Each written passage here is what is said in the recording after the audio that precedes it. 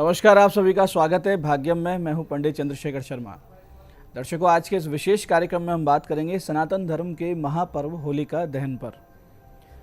आज होलिका दहन होना है। होलिका दहन फागुन शुक्ल प्रदोष व्यापिनी पूर्णिमा को भद्रा रहित करना शास्त्रोक्त रूप से बताया गया है। इस बार यानी कि चतुर्दशी आज प्रातः 9:56 से पूर्णिमा शुरू हो जाएगी, जो कल दिन में 12:30 तक रहेगी। इसलिए प्रदोष व्यापिनी पूर्णिमा आज ही है। इस नियमानुसार आज रात्रि 11:14 से 12:33 के बीच भद्रा रहित शुद्ध पूर्णिमा में होलिका दहन होना है। दर्शकों, होलिका दहन में बहुत सी वैदिक और पौराणिक मान्यताएं और इतिहास जुड़ा हुआ है। सबसे प्रचलित कथा भक्तराज प्रहलाद की है। नारद जी द्वारा उपदेशित नारायण मंत्र का जाप और असीम भक्ति करने से प्रहलाद जी श्री हरि जी के विशेष कृपा पात्र भक्त हुए और प्रहलाद जी के पिता दैत्यराज हिरण्यकश्यप ने जब देखा कि उनका पुत्र प्रहलाद विष्णु भगवान जी के अलावा किसी अन्य को नहीं मानते हैं, तो वो बहुत ही ज़्यादा क्रुद्ध हो उठा। बहुत ज़्यादा क्रोध आया तो उसने अपनी बहन होलिका को आदेश दिया कि प्रहलाद को गोद में लेकर अग्नि में बैठ जाए। होलिका को वरदान प्राप्त था कि उसे अग्नि नुकसान नहीं पहुंचा सकती, किंतु हुआ इसके ठीक विपरीत। होलिका जलकर भस्म हो गई और भक्त प्रहलाद को कुछ भी नहीं हुआ। ये घटना फागुन पूर्णिमा के दिन हुई थी। इसी घटना का स्मरण रखते हुए इस दिन होलिका दहन करने का विधान और परंपरा है। होली का पर्व ये संदेश देता है कि इसी प्रकार ईश्वर अपने अनन्य भक्तों की रक्षा हमेशा करते हैं, सदा उपस्थित रहते हैं और हर समस्या से बाहर लाते हैं। ऐसी एक अन्य कथा जुड़ी है कामदेव और शिवजी से। हिमालय पुत्री पार्वती चाहती थी कि उनका विवाह महादेव के साथ हो जाए, लेकिन शिवजी हमेशा तपस्या में लीन रहते थे। ऐसे में देवी देवताओं के कहने पर कामदेव ने पुष्प बाण चलाकर भगवान शिवजी की तपस्या भंग कर दी, जिससे क्रोधित होकर शिवजी ने अपनी तीसरी आंख खोलकर और पूरी उससे निकली हुई अग्नि से कामदेव को भस्म कर दिया। इसके बाद शिवजी ने माता पार्वती को देखा और पत्नी के रूप में स्वीकार कर लिया। जब शिवजी को ये ज्ञात हुआ कि कामदेव ने सृष्टि के हित के लिए ऐसा किया था, तो उन्होंने कामदेव को मानस रूप में पुनः जीवित रहने का वरदान दिया। ये घटना भी आज ही के दिन हुई थी, यानी पूर्णिमा के दिन, फागुन पूर्णिमा। ऐसे में सतयुग में राजा रघु के राज्य में भी ढूंढा नाम की एक राक्षसी थी। उसको भगवान शिवजी से अमरत्व का वर प्राप्त था और लोगों को, खासकर बच्चों को, उसने सताना शुरू कर दिया। तो भयभीत प्रजा ने अपनी पीड़ा राजा रघु को बताई। तब राजा रघु ने महर्षि वशिष्ठ से पूछा कि कैसे इसे समाप्त करें। उन्होंने महर्षि वशिष्ठ ने बताया कि खेलते हुए बच्चों का शोरगुल और हुड़दंग उसकी मृत्यु का कारण बन सकता है। तो फागुन पूर्णिमा के दिन सभी बच्चे एकत्रित होकर नाचने गाने लगे, तालियां बजाने लगे। जाती हुई शीत ऋतु के कारण सभी ने अग्नि प्रज्वलित की और उसकी परिक्रमा कर नृत्य करने लगे। बच्चों के द्वारा ये सब करने से अंततः ढूंढा नामक राक्षसी का अंत हुआ। इसी प्रकार से फागुन पूर्णिमा पर ही भगवान श्री कृष्ण ने पूतना नामक राक्षसी का वध किया था, जिसके बाद अगले दिन पूरे ब्रज में धूमधाम से रंगोत्सव मनाया गया था। इन सब पौराणिक घटनाओं से होलिका दहन और रंगोत्सव का महत्व बहुत ज़्यादा बढ़ जाता है। ऐसे दर्शकों, इस महापर्व का एक वैज्ञानिक महत्व भी है। होली के आयोजन में अग्नि प्रज्वलित कर वायुमंडल के संक्रामक कीटाणुओं को दूर करने का प्रयास होता है। इस दहन में वातावरण शुद्धि हेतु हवन सामग्री के अलावा गूलर की लकड़ी, गोबर के उपले, नारियल, अधपके अन्न आदि के अलावा बहुत सी अन्य जीवाणुरोधक सामग्री का प्रयोग किया जाता है, जिससे बड़ी महामारियों और आगामी मौसम के रोगों के कीटाणु मर जाया करते हैं। जब लोग 150 डिग्री तापमान वाली होलिका के इर्द गिर्द परिक्रमा करते हैं, तो उनमें रोगोत्पादक जो जीवाणु हैं, जो रोग उत्पन्न करते हैं, उनको समाप्त करने की रोग प्रतिरोधक क्षमता भी वृद्धि होती है, उत्पन्न होती है। तो ऐसे कई रोगों से बचा जाता है। इस पर्व को नवानेष्टि यज्ञ भी कहते हैं, क्योंकि खेत के नवीन अन्न को लाकर इस यज्ञ में आहुति देकर फिर नई फसल आने पर हमारी पुरातन परंपरा इसमें उत्सव मनाने की रही है। दर्शकों, लिंग पुराण में होलिका उत्सव को फागुनिका के नाम से भी जाना जाता है। इसे बालकों की क्रीड़ाओं से पूर्ण और सुख समृद्धि देने वाला बताया गया है। फागुनिका इसलिए क्योंकि ये पर्व फागुन मास के अंतिम दिन को मनाया जाता है।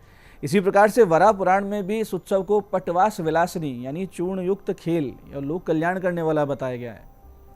इस दिन घर के सबसे बड़े सदस्य द्वारा होलिका की पूजा की जानी चाहिए। इसके लिए आप एक पूजा की थाली ले जाएं, जिसमें एक ताम्र पात्र हो, जल के लिए गोबर के उपलों से बनी माला हो, रोली, अक्षत, अगरबत्ती, फल फूल, मिठाई, कलावा, हल्दी का टुकड़ा, मूंग दाल, पताशा, गुलाल पाउडर, नारियल, साबुत अनाज, ये सब चीज़ें वस्तुएं होनी चाहिए। इन सब वस्तुओं से होलिका का पूजन कर 11 परिक्रमा करनी चाहिए। दर्शकों, दीपावली, नवरात्र की तरह होलिका का दिन और रात्रि भी बहुत बड़ा साधनात्मक दिन हुआ करता है। तो इस दिन किए गए जप तप और उपाय सामान्य से ज़्यादा फलदायी होते हैं, सटीक उनका असर होता है। एक ही दिन के उपायों से आप अपनी लगभग सभी समस्याओं से निजात पा सकते हैं। जैसे कि यदि बहुत बार प्रयास करने पर भी छात्र छात्राओं को प्रतियोगिता परीक्षा में सफलता नहीं मिल रही हो, तो आज होलिका दहन के समय नारियल, पान, सुपारी अर्पित करें और 7 परिक्रमा एम ह्रीम सरस्वती नमः का जप करते हुए करें। मनी मन जप करना बिना गिने। बहुत जल्दी आपके मार्ग की रुकावटें दूर होने लगेंगी। इसी प्रकार से यदि होते होते कार्य बिगड़ते हो, हर कार्य में एक निश्चित लेवल पर पहुंच के आप असफल हो जाते हो, तो होलिका दहन के दिन 1.25 मीटर काले कपड़े में 7 नग काली हल्दी के बांधे सभी घर वालों पर से 7-7 बार उतारा करें। घर से होलिका दहन की ओर निकलें तो ओम भैरवाय नमः, ओम भैरवाय नमः का सतत जाप करते हुए जाएं और ये जो पोटली है जलती हुई होलिका में डाल दें। बहुत ही जल्दी सभी प्रकार की नकारात्मकता आपके जीवन से हमेशा के लिए दूर हो जाएगी। ऐसे बहुत दिनों से बेरोजगारी से त्रस्त लोगों को चाहिए कि किसी भी दक्षिण मुखी हनुमान जी के मंदिर में होलिका दहन के बाद में 11 पताशे, 1 पान, 1 लौंग जोड़ा और 1 यज्ञोपवीत और लंगोट और कुछ सिंदूर और घी समेत अर्पित करें। वहीं बैठ के रात्रि में 27 पाठ बजरंग बाण का कर लें। बहुत जल्दी आपके रोजगार के आसार बनने लगेंगे। सामने से आके आपको कोई ना कोई नौकरी मिल जाएगी। ऐसे जिन पति पत्नी के आपस में किन्हीं वजहों से मनमुटाव रहता हो, संबंधों में खटास आ रही हो, तो होलिका दहन के बाद अपने घर में एक चौकोर पत्थर के टुकड़े पर अबीर, गुलाल, पुष्प, मिठाई अर्पित करें।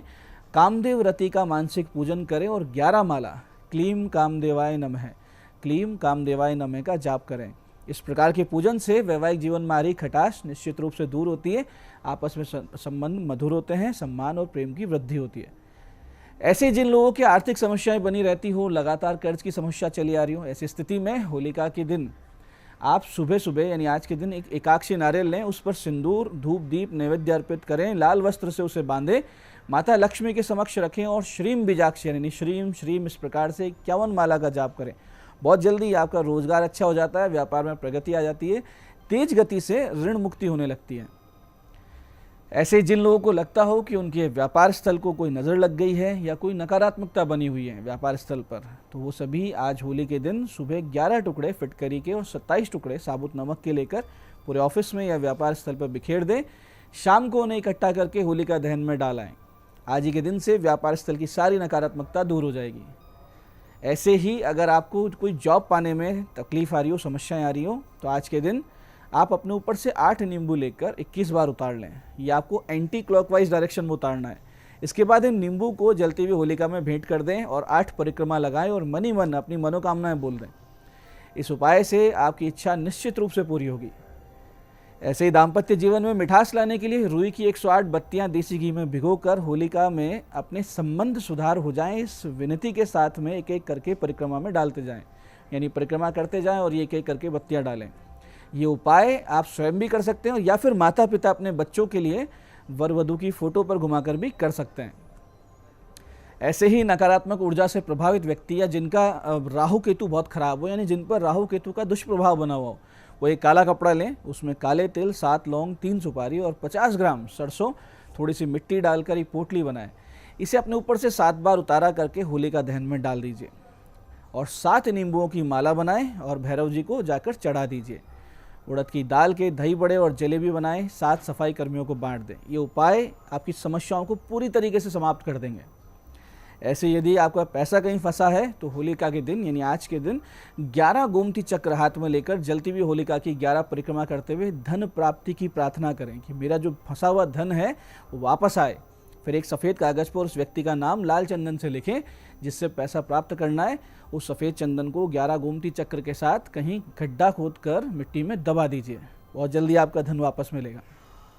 ऐसे ही यदि राहु के कारण परेशानी है तो एक नारियल का गोला लें, उसमें अलसी का तेल भरें, उसमें थोड़ा सा गुड़ डाल दें, इस गोले को जलती हुई होलिका में डालें। ऐसा करेंगे राहु का बुरा प्रभाव आपके ऊपर से निश्चित रूप से समाप्त होगा। ऐसे ही घर की सुख समृद्धि के लिए परिवार के प्रत्येक सदस्य को होलिका दहन में घी से भिगी हुई 2 लौंग, कुछ पताशे, 1 पान का पत्ता अवश्य चढ़ाना चाहिए। साथ ही होली की 11 परिक्रमा करते हुए होलिका में सूखे नारियल की आहुति देनी चाहिए। ऐसे ही जल्दी विवाह के लिए होली के दिन सुबह 1 पान के पत्ते पे साबुत सुपारी, हल्दी की गांठ लेकर शिवलिंग पर चढ़ाएं, बिना पीछे देखे घर आ जाएं। अगले दिन भी यही प्रयोग करें तो बहुत जल्दी आपके कार्य सिद्ध होगा और कहीं ना कहीं से अच्छा आपको रिश्ता मिल जाएगा।